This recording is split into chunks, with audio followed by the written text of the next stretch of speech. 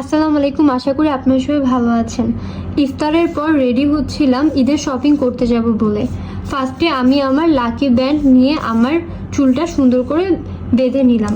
তারপর একটু পারফিউম ব্যবহার করে ব্যাগ নিয়ে আয়নায় নিজেকে দেখছিলাম কেমন লাগছে। শপিং করতে যাব বলে খুশিতে ঘুরছিলাম। তারপর চলে এলাম নিউ মার্কেটে। ফার্স্টে আমি ঢুকে পড়লাম ফেন্সি বাহারে। ফেন্সি বাহারের ভাইয়া অনেক ভালো ছিলেন, আমাকে অনেকগুলো ড্রেস দেখিয়েছিল। ফেন্সি বাহারে পাকিস্তানি ড্রেসের অনেক কালেকশন ছিল, সাথে ছিল আরও দিল্লি বুটিক্সের ড্রেসগুলোরও অনেক কালেকশন ছিল, অনেক সুন্দর ছিল। এই তো আমি ড্রেস দেখা শুরু করে দিলাম। প্রথমে একটি বেগুনি কালারের ড্রেস ধরে দেখছিলাম। কেমন লাগছে গাইজ আমাকে বলবেন।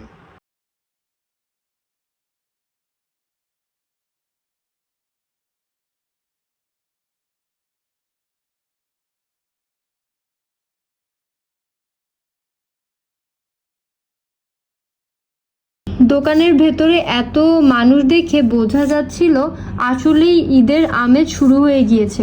তারপর আরও একটি বটল গ্রিন কালারের ড্রেস দেখছিলাম। বটল গ্রিন কালার আমার খুব পছন্দ। আপনারা গেস করে বলবেন আমি ফেন্সি বাহার থেকে বেগুনি কালার আর বটল গ্রিন কালারের মধ্যে কোন ড্রেসটি নিয়েছি।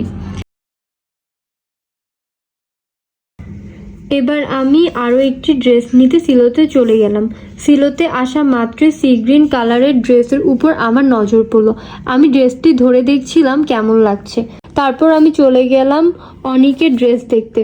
উপরে কিছু ড্রেস রাখা ছিল, আমি উপরের দিকে তাকিয়ে ড্রেস দেখছিলাম। আমি একটি রানী গোলাপি কালারের ড্রেস দেখছিলাম, আমার থেকে কেমন জানি খ্যাত লাগছিল।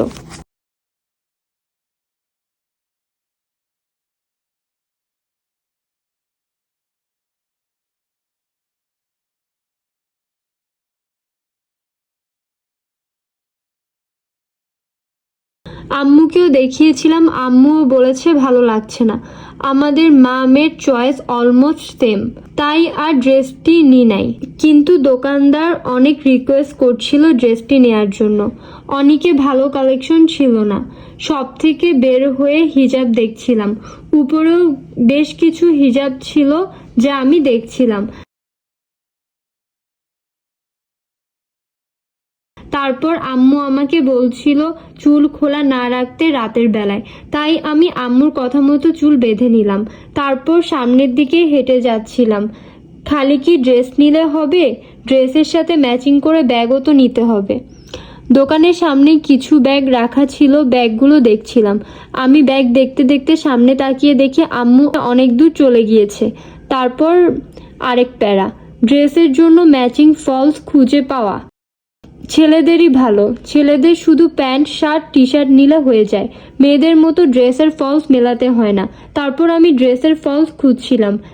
যে কাপড়টি আমি খুঁজছিলাম দোকানদার ভাইয়া বলল তার মনে হচ্ছিল কাপড়টি চুরি হয়ে গিয়েছে।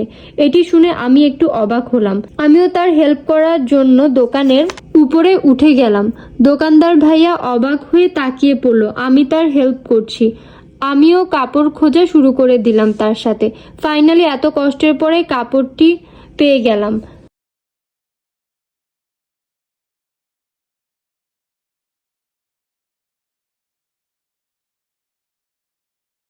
কাপড়টি নিয়ে দোকান থেকে বের হয়ে শপিং ব্যাগ দিয়ে টুপির মতো মাথায় পরে দুষ্টামি করছিলাম। তারপর আবারও চলে গেলাম নিউ মার্কেটে ড্রেস দেখার জন্য।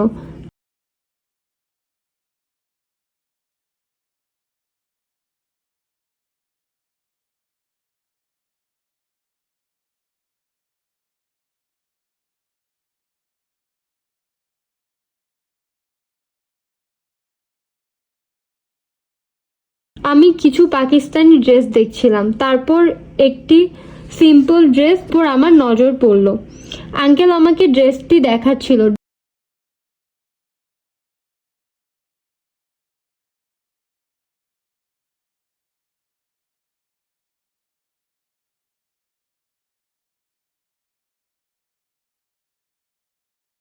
ড্রেসটা আমি ধরে আয়নায় দেখছিলাম আমাকে কেমন লাগে।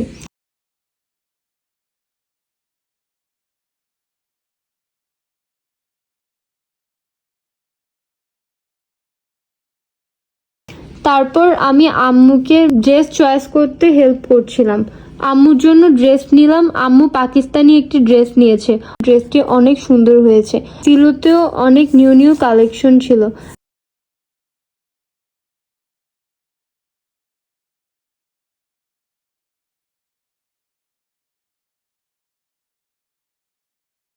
তারপর চলে গেলাম অ্যারোমায়।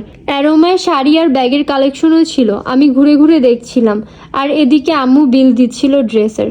অ্যারোমা থেকে আমি 3টা ড্রেস নিয়েছি। অ্যারোমায় আমার কাছে 3টা ড্রেস ভালো লেগেছে, তাই 3টাই নিয়ে নিয়েছি। আমার আজকের শপিং শেষ। আপনারা গেস করবেন আমি কয়টা ড্রেস নিয়েছি। এবার আমি অনেক হ্যাপি। আমার ড্রেসগুলো অনেক সুন্দর হয়েছে। শপিং করার মতো আনন্দ আমার মনে হয় না আর কিছুতে আছে। আজকের জন্য এ পর্যন্ত। দেখা হবে নেক্সট ভিডিওতে। আপনারা সবাই ভালো থাকবেন। আল্লাহ হাফেজ।